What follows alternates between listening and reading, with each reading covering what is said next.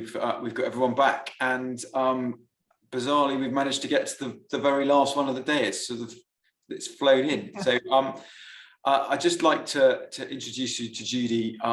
Judy Sedgeman was part of the Missing Link for Veterans program. I was very lucky to get introduced to Bill and Judy in that process, and learned a huge amount by being part of that conversation and that set of recordings. And Judy's had some unique experiences. Yeah, well, actually, the person who introduced me to the principles was Bill Pettit, but it was in 1985, so it's a long time ago. And he was a practicing psychiatrist in the town that I lived in, and I ran a business. I started a business, and I was the CEO of the business. Did practice management, and he was one of my clients, and that's how I met Bill. And I had no idea. I knew he was a psychiatrist, but I had no idea what I was in for when I met him, because I expected that I was going to, for all I knew, I'd still be in the business now. It was a good business, and I was good at it, and I liked it. And but I was so stunned by the difference between Bill's, just the feeling in his waiting room, just the way the clients talked, the way people responded. I was so, I couldn't believe it, hey, there he is listening in, and I couldn't believe it. Because these people, I heard laughter. I mean, I had 8 other psychiatrists at that time that my company was involved with, and I was in and out of all of the doctor's offices over the course of time. And I never heard a person laugh in a psychiatrist's office, ever. And, I'd be walking to Bill's office, and people would come out, and he'd be walking them down the hall to the waiting room, and they'd be laughing with him and kidding around, and you'd hear the group going on in the back. He had a nice big room in the back where he did group. And if I was up front talking to the office staff, sometimes you'd hear peals of laughter coming from group. In the other groups that I had heard in psychiatry practices, people were crying and screaming and rushing to the bathroom, to whatever. So I was just very stunned by what I was seeing. And I had to know. I had to find out what was going on. And I realized, honestly, the truth is that Bill offered me the opportunity to sit in on some of the groups that he did for his patients' families or friends, because they were all used to dealing with a mentally ill person. And then when people came out of treatment with Bill and they were fine, the family would get frightened.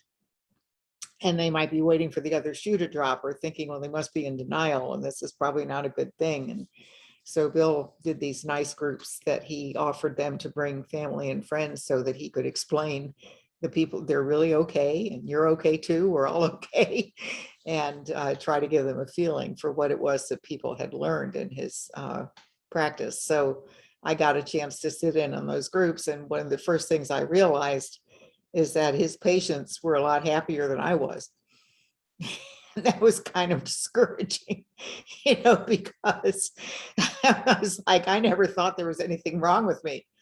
Because everybody I knew was stressed to the max. Everybody I knew in business, I was involved in, the Chamber of Commerce and all the things that business people do. And everybody I knew was stressed out and had all kinds of stress-related health problems, and was always complaining about their work, and was tired, and couldn't take vacation, and the story.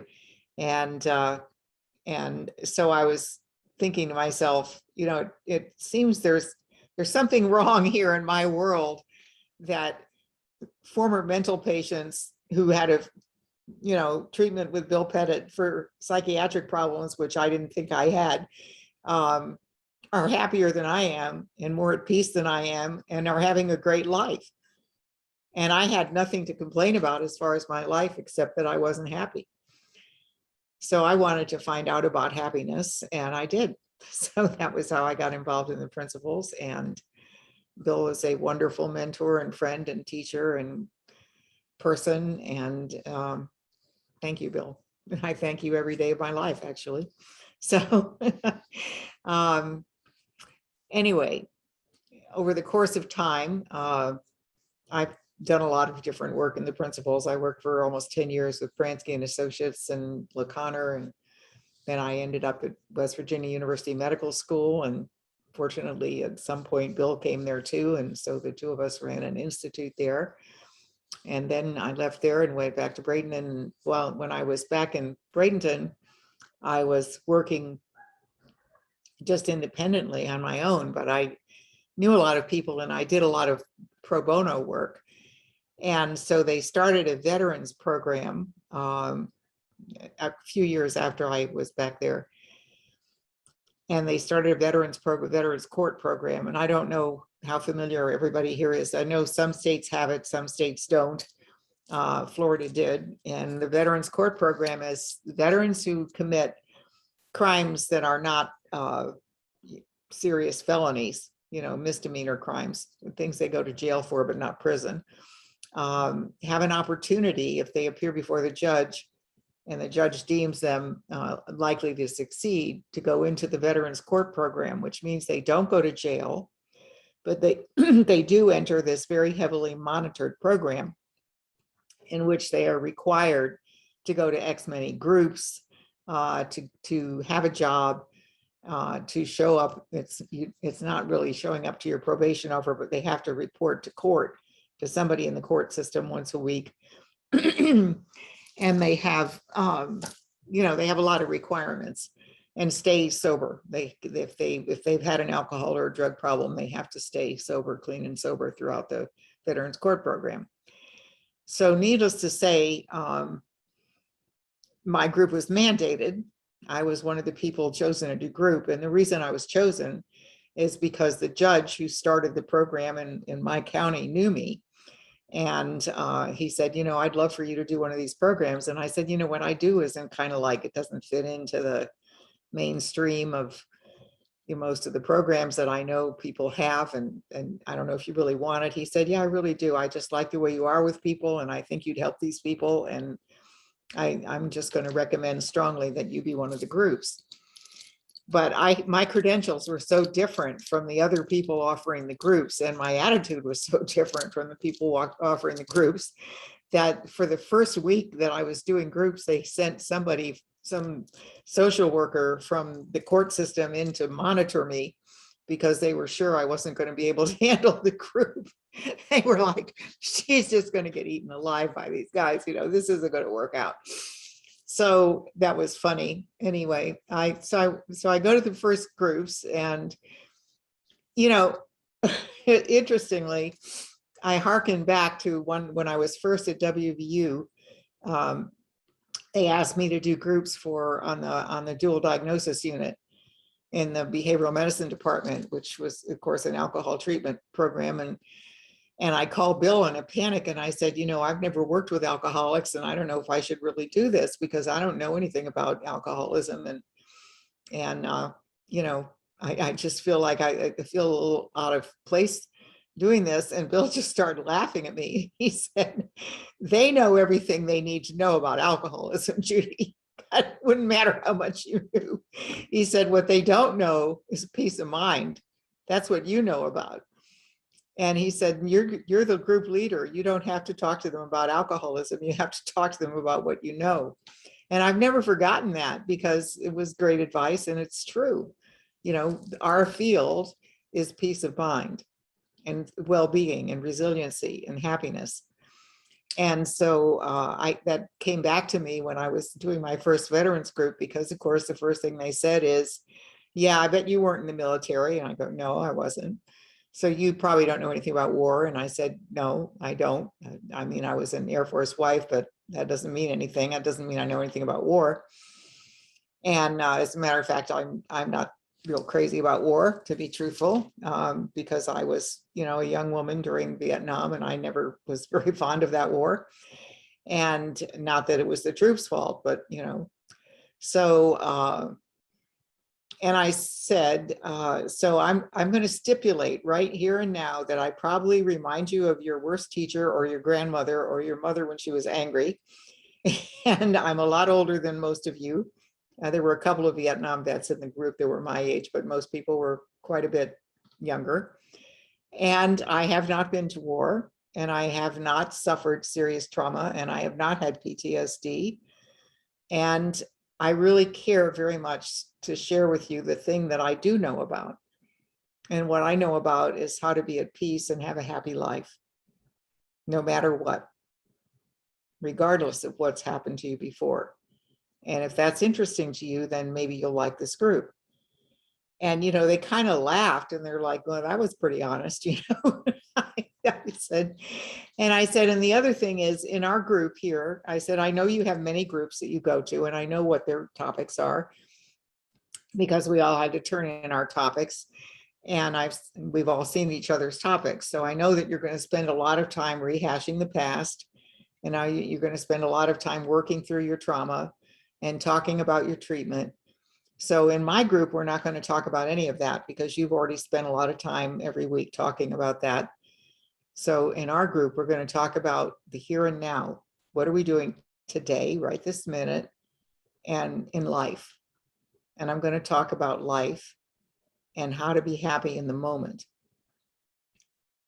And when I said that, there was a real stillness in the group.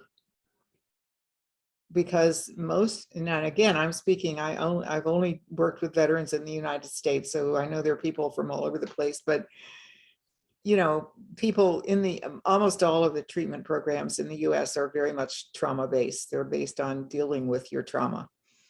And that's not what our program is at all. It's not based on your trauma, it's based on your health.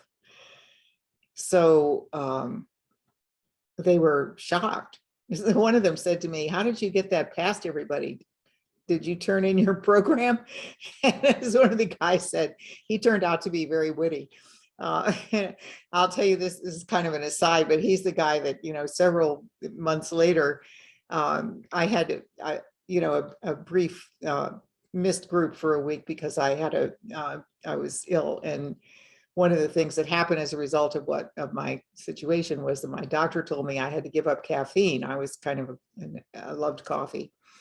And so when I came back to group the following week, everybody was like, how are you doing? And what happened? And I said, well, everything's fine and I'm fine. And the only sad thing is I had to give up coffee. Of course, they all drank a lot of coffee too. And this was the guy that had asked me if I could get my program past the censors. He said to me, coffee, the O'Douls, decaf, the O'Douls of coffee. That just cracked me up. O'Douls is alcohol-free beer. And these guys are very familiar with O'Douls. and so I thought that was really cute. They were just great, these guys. They were wonderful. They were all guys. I say guys truthfully because there were never any women in this prison group. So anyway, when I started out, it was hard for them in the beginning to get into the present moment and talk about, like I would ask them things like, well, what did you do this morning? Because they all had jobs, and I'd ask them like, how was your work today? What happened? Did anything funny happen? Anything interesting happen? Any questions? And they were like, nobody did that in group. They just chatted, just kind of got in a nice feeling together or shared story.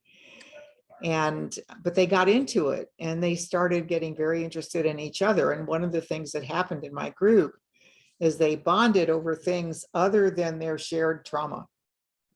And this is really important, because we are all connected. We are all the same. We're all using our thinking to create our experience and then seeing it as real.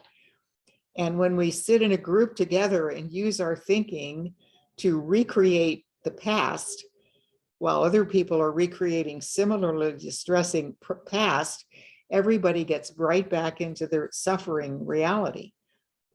you go right back to suffering, because your thoughts are about, your head is filled with suffering, and you feel the suffering again.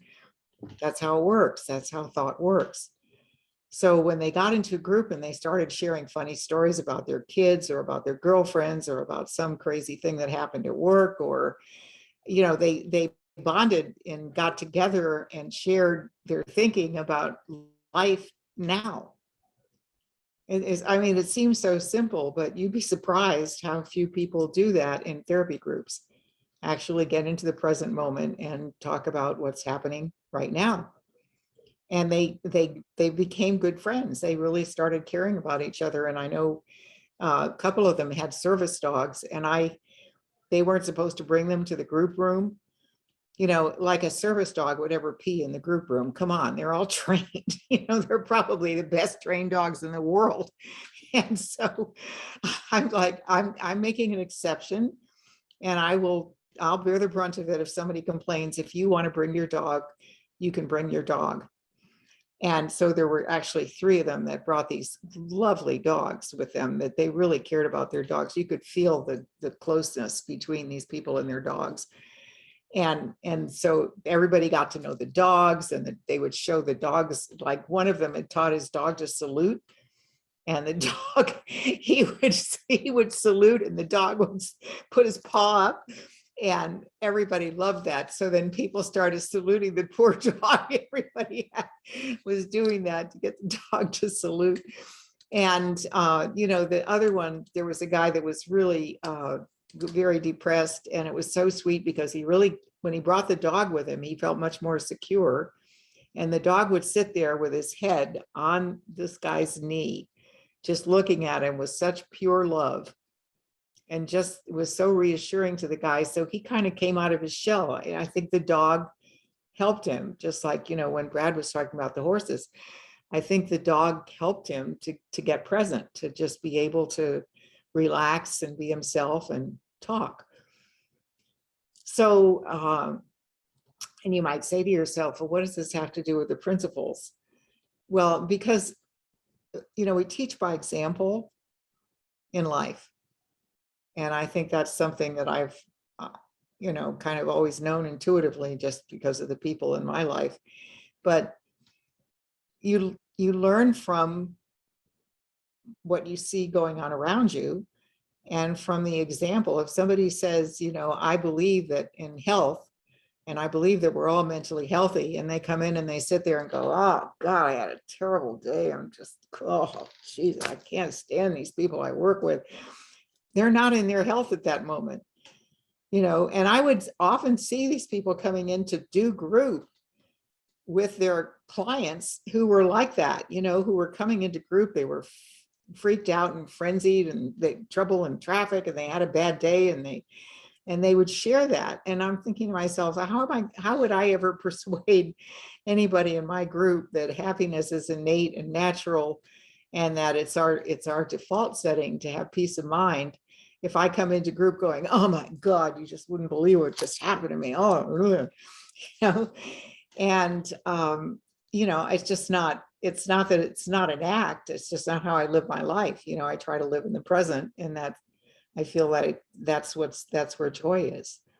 And so people in my group got in the habit of coming into group. They started doing things like, one of them was a baker. He actually was a baker by profession, and he would bake things and bring them in to share.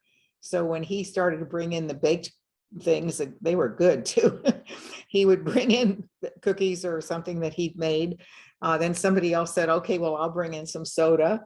And the next thing you know, every group, we had a little snack of some sort that was provided by people in the group who just intuitively showed up with something to share. And then they started bringing in pictures of their family, or pictures of some place they like to camp, or pictures of them fishing, or, and we started having, like, it was almost like a happy family meeting when the whole group would assemble. But anyway, the sociologist or whoever they sent to observe me after the first week of my group left after the first half hour and said, I think you know more about group than I do. I'm not going to stick around, but don't tell him I left early. So he never came back. But apparently he turned in a report and said I was a satisfactory group leader. So nobody else ever came in to observe. So nobody really knew what I was doing. And, sometimes in the group size would vary. Sometimes there'd be 30 people. Sometimes there would, well, Bill came one time and there was one person. He got both of us. And Bill was visiting his brother. But you never knew, because people, came and went out of the program. And sometimes people fell off the wagon and they got sent back to jail, and all those kinds of things happened. But for the most part, the most important thing that I hope that my group members took away from this is that you really can be happy in the moment, no matter what. That your mind takes you through life, and how you use your thinking is how you experience your life. I mean, it's that simple. We are spiritual beings, and that spiritual energy allows us to create thoughts, and we can either recreate the past, just keep calling it up, pulling those books off the shelf, or we can create something new in the present. And when we recreate the past, we get to relive it. And when we relive it, we re-experience it. And when we re-experience it, it's no much more fun than it was the first time. And it doesn't get better. I've discovered that, every time I think about something bad that happened to me before, I feel just as bad as I did the first time I thought about it. And so to know that is to set yourself free from suffering from your own thinking. See, a lot of people, I think, don't realize that it's really that simple, that what's on your mind is in your life. And when it's in your life, you feel it. And when you feel it, you relive it. And it doesn't matter how many times you relive it, it doesn't change. You can't change the past. And what I find troubling about a lot of people that I've seen as a mental health mentor, I don't call myself a counselor or a therapist, because people are already healthy, they're not broken, and I don't have to fix anybody. So I call myself a mental health mentor, although I have a doctoral degree in psychology and I could call myself whatever I wanted to. But and the reason I do that is because I really see that my job in life is, I'm so blessed and fortunate and lucky to have stumbled into, meeting Bill Pettit in a totally different context, and then meeting Bill's friends and colleagues, and then getting drawn into this work. And I ultimately sold my business and started doing this as my life's work. But I'm so fortunate that I stumbled into this, and I feel that my mission in life, if I have one, is to share with people that no matter what's happened to you, it's not happening now if you're still here. And if it's not happening now, it's in the past. And if it's in the past, it has no power over you. It has no power, because it's a memory. It's like a photograph that's in an album that's on a shelf. And when you pull it out and stare at it and start thinking about it, it has an effect because you've brought it to mind. But if you leave it as a photograph on the shelf, or you glance at it and think, well, that was 10 years ago, then thank God that's over.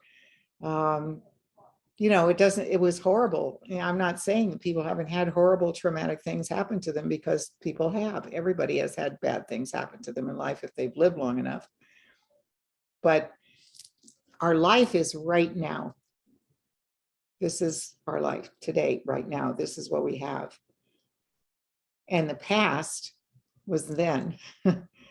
And we have no control over the future. We don't know what's going to happen 5 minutes from now. So the only life that we have that we can pour ourselves into is this moment now. And in this moment now, we're bringing thoughts to mind, and it's really completely volitional what we choose to put our attention on. So I can sit here and I mean, and I often do. I mean, I'm an academic person. Like Bill and I, with some other people, wrote a paper, and we spent a lot of time thinking and thinking and thinking last year. And, thinking about the past and thinking about the work and definitions of words and all of that. That's a reasonable thing to do. But we also knew that you can only do it for so long before you have to give your mind a break and, tell a story or share a joke or, go get a cup of tea or do something. And that your mind, your intellect is not your mind. Your intellect is like the storehouse of everything you already know. And your mind is this creative power that you have to get the thought you need in this moment, to come up with a new idea, to see something you've never seen before, to get a healing thought. And in the present moment, when those thoughts come to mind, they're always helpful, because that mind is where wisdom is. The intellect is where knowledge is.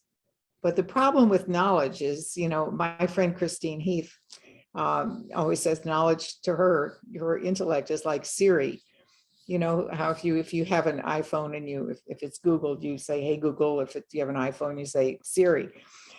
I shouldn't have said that because I have an iPhone right here, but I've got it on mute. Anyway, but then when you ask Siri a question, Siri can only answer from the programmed information. Often Siri says, I don't know, or I can't answer that, or they give you wrong information entirely. It's totally unrelated. They'll pick the closest word. And that's the same as our intellect. If we don't know the answer and it doesn't come to us, thinking about it more isn't going to bring it, because it's not there. The mind searches for the answer in the intellect. And if the answer is not there, going over and over and trying to figure it out is just going to keep bringing up the same negative, unpleasant, or useless information. So where do we get answers? We get answers in life from the unknown. Where's the unknown? It's before thought. It's the unformed thoughts that we haven't had yet. That's the source of the unknown. So when we can quiet down, if you don't know the answer to something, or you can't find peace, or you can't relax, or you can't come to some understanding of something you're trying to figure out, the answer is always to get quiet. Allow your mind to just calm down and see what occurs to you. And what occurs to you will be from wisdom. If your mind is quiet, you'll get ideas that are the answer. And we all do this. I mean, this is so simple. It's like we know this. It's like I just recently moved, so I'm in a brand new place here. It's not quite finished yet, but you're looking at sort of a somewhat complete new place. And I had to order groceries to be delivered, because I live in downtown Pittsburgh and there's no grocery store, and everybody here orders their groceries delivered. So I was like, okay, so the delivery person texts you and says, I'm almost at your place, and I live in a little condo building and it has an electronic door opener, so they have to press a button, and then I have to press a button so the door clicks open so they can come in with the delivery. And I'm getting used to that, because normally, I used to live in a place where you just go to your door and open it. and so I couldn't find my phone. I was unpacking boxes and I couldn't find my phone. And I had just gotten a text from the delivery person saying, I'll be there in 10 minutes. So I had 10 minutes to find my phone. So now this is a very small place and there weren't very many surfaces, right? And I'm walking around in circles, looking at the same surfaces over and over again, not finding my phone. And I'm like, oh my God, the person's going to ring the doorbell, and the only way I know to open it is with my phone. I can't find my phone, and I'm getting all frantic, and then my, what I know kicked in, and I thought, okay, calm down, Judy, just sit down for a minute. So I sat down for a minute and I reached in my pocket, and of course my phone was in my pocket.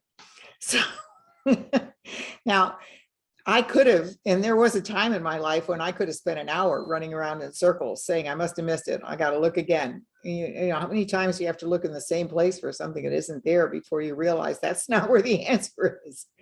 And that's what we do in our intellect. We just keep going over and over and over and over and ruminating and trying to think what's going on and how do I figure this out? If the answer was there, you would have it. You would have found it. If the answer is not there, it's in your pocket, which in our metaphor is really within your consciousness, within your heart, within your soul. You got to look there. You got to look to the unknown. You got to have the humility to say, you know what, I just don't know. And that's the hardest thing for people. It's very hard for people to say, I don't know. You know, it was hard for me because I was in the business of knowing. I was supposed to know. My clients expected me to have all the answers. I was a consultant. And I suddenly realized that, you know, that there's a richness in the present moment in being able to get quiet and listen and see what occurs to you. And then know when you get the answer, it comes with kind of this feeling of like, oh yeah, huh. It's not like a epiphany all the time. I mean, it could be, if you're lucky, maybe sometimes you get an epiphany, but for most of it, it's just like one of those, like our friend Bill Keith Blevins used to call this the flathead approach, because people go, oh, why didn't I see that sooner? You know, and that's really true. We have the answers within us. We're all connected universally to wisdom, but we get the wisdom we need. You know, I don't get somebody else's answer when I get quiet and am looking for an answer to something. Like, I don't get basketball plays. You know, I get the answers to the work that I'm working on. So you're focused in your direction, and your wisdom comes to you with the answer that you need for your life. That we really do have a guide that takes us through life, which is the wisdom that's always waiting to bubble up and provide us an answer if we get quiet enough and humble enough to look there, instead of looking for other people to tell us, or looking for some theoretical thing that somebody said one time that must be in our memory somewhere. The answers are deeper than that. So I think that one of the things that was the nicest thing, that there are a lot of wonderful things that happened to me while I was doing my group with veterans. One of the people in my group was a young man who was autistic, and he was very quiet. He never said anything in group, and the other guys used to pick on him. It was a good looking, strong young man, but the other guys used to pick on him because he wouldn't say anything. But he was amazing listener. You know, I could tell he was listening. And he read all of Sydney Banks's 6 books. I brought the books into class, and I said, if you want the books, just take until they're gone. Just help yourself. I had a bunch of them, and you're welcome to read them. So he took all of them, you know, one of each of them, and took them home. And by the next week, he read all of them, and he could already recite them back. Didn't see it, but he knew it, you know, he thought he knew it. So he's quoting Sid Banks. He starts talking and he says, yeah, I read the books, and this is what Sid said about that, and it's what Sid said about that. And I said, so what did Sid mean by that? Well, he was a little stuck on that. So he called me and he said, you know, I get your point. I think you're trying to tell me that I read the words, but I didn't hear the music. And I said, yeah, that's kind of what I was saying. I think it's a wonderful thing. I said, I just am in awe of your ability to remember things that you've read. And he did. He read all kinds of things, and he could tell you answers about science, about anything, but didn't mean he really understood it. So he said, well, what did he mean?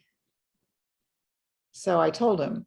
And so then the young man told me briefly told me his story, that he had always been a thrill seeker, and he loved sports, and he loved the outdoors. So for some reason, he decided he wanted to be in the parachute service, but he joined the Navy, which was kind of like, wasn't clear how that happened.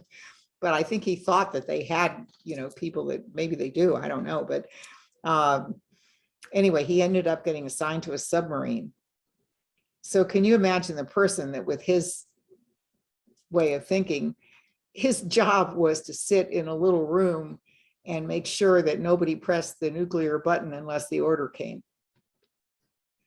And so he's on a nuclear submarine underwater in a tight little container with a nuclear weapon. That was, he said he was, he just couldn't handle it. I mean, he knew better than to press the button. He wasn't going to press the button, but he said he thought about it all day long, like wondered what would happen. It's sort of like people that's like, I think somebody who's, Brad mentioned his hand on the trigger, so he had his finger on the nuclear weapon, but he never pushed the button.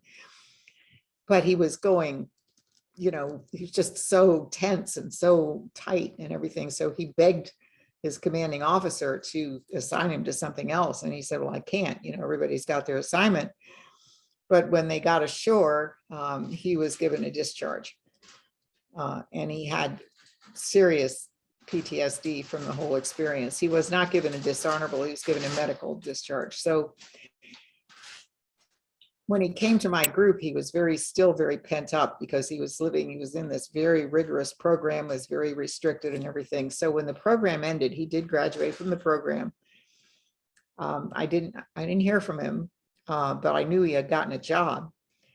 So I'm doing group like 5 months later, and suddenly he comes into the room and he's sweating like crazy and he's in his running clothes and he's somewhat winded, and he comes into the group. He said, I saw your car in the parking lot and I came in to see if you're still doing group. And he said, I'm really glad to see you. And I said, yeah, what are you doing? He said, I'm training for the Boston Marathon.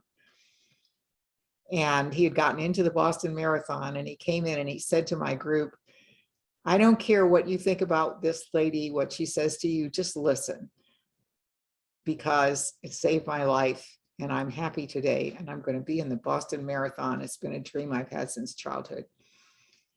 And he ran out the door. I've never seen him since.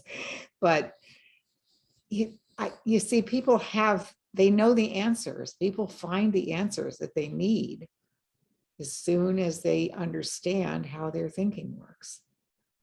And until they understand how their thinking works, they might listen to somebody wiser than they are and take that as an answer. Say, oh yeah, thank you, you've given me the answer. But it's not their answer. And when push comes to shove, they won't be able to do it. They'll remember that somebody told them something one time that would probably help them if they could only remember it now. But it's like you can't.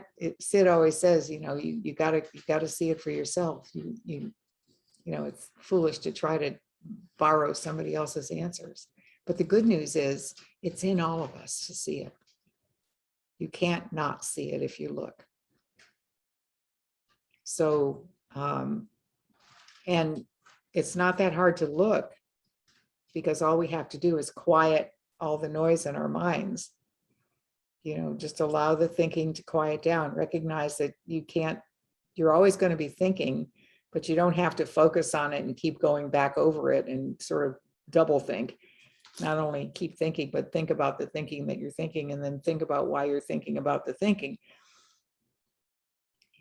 You just live in the constant flow of thoughts, and accept sometimes you get thoughts that are not that pleasant. And when your feeling state drops because you got into some unpleasant thinking, quiet down and allow those thoughts to pass. Don't grab them, don't deal with them.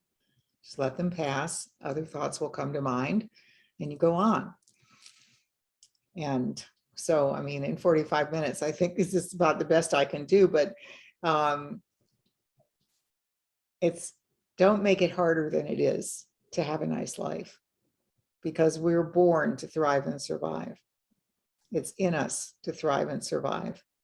And the only way that we can't thrive, no matter what's happened to us in the present moment, the only reason we can't thrive is if our thoughts are all caught up in the past, or caught up in problems, or caught up in things, and we haven't got the faith that if we could just let that go, quiet down, an answer would occur to us.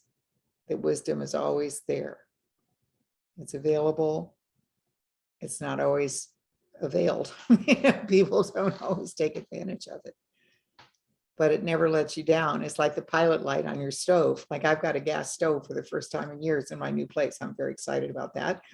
And, the stove isn't running all day long, it only cooks when I turn it on, but it never fails to light because the pilot light is always on. Well, wisdom is the pilot light. It's always on, but you can't access it until you release the tension, allow it to pass, allow it to come in. So the secret to happiness is, number one, we're not going to be happy every minute of our lives. That's an unreasonable expectation, but unhappiness is a passing thought storm. It's just, having lived in Florida for so many years, I'm used to the fact that the sky can turn black and gruesome and horrible, and lightning and thunder and torrential rain can fall, and 15 minutes later the sun is out. So I can relate, and it depends on your climate you live in, whether you can, but I can relate to a passing thought storm because it looks really terrible while you're in it, but it's not going to last very long unless you park under the cloud. So it's don't do that. Just when your spirits are low and your thinking is taking you into a darker place, just quiet down, turn away.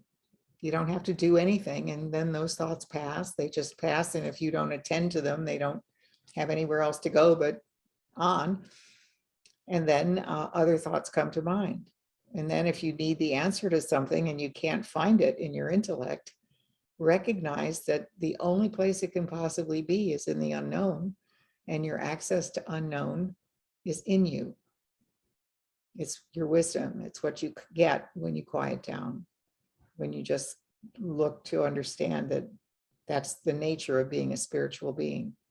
And our true nature is that we are spiritual beings creating our lives moment to moment by a mind, thought, and consciousness.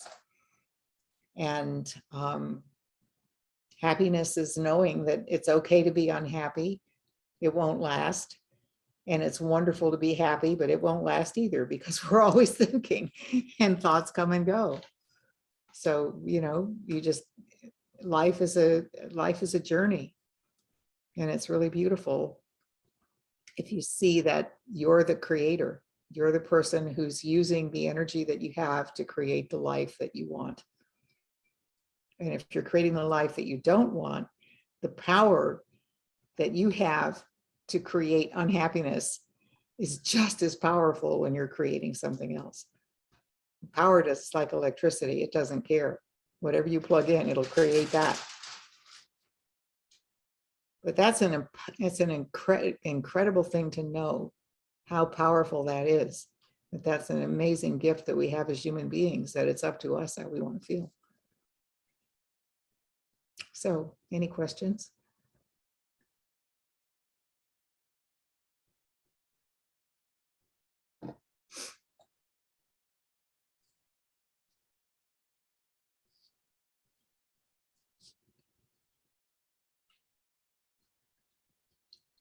Cat's looking for his dinner.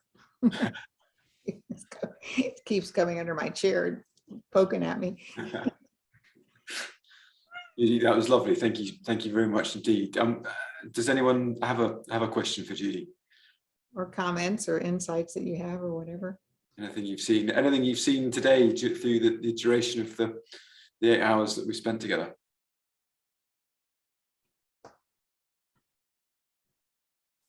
Bill. I can't hear you, Bill. You're on mute, Bill. You're still on mute. You're on mute. I want to share a quick story. Some of you might have heard. Judy and I were teaching with a group of doctors at West Virginia University, one of our 4.5-day programs for one of the departments. And this was 2001. So I'd been in the principals for 18 years as a student and a sharer. And I say this because I want people to know that it's incremental, that we just see a little more and we get grateful for what we've seen, and we see a little more. And somebody in the audience asked, they said, why don't you two, you two are so certain about this. Why don't you say it's a theory? These principles are a theory. Mm. I'd feel a little better if you had a little humility about this. Right? Yeah. And I did not know what to say. Now, I've been in the principles for 18 years, and I had no answer to that question. And then after about 30 seconds, Judy said, well, let me try that, or let me answer it this way. You can't make up a theory without these three principles. What we're talking about, and she went on to explain that you can't create a theory. This is what we're talking about is before a theory. Mhm. And she made it so simple and yet so profound that that it was really beautiful. And it was, you know, the other thing I'm saying about this is, yes, I was Judy's first mentor or teacher, but then your students become your teacher, and you go back and forth, Back and forth, right. Yeah. And that day I was the student, and I saw that's right. You can't create a theory without a mind, without being conscious, without having the power of thought.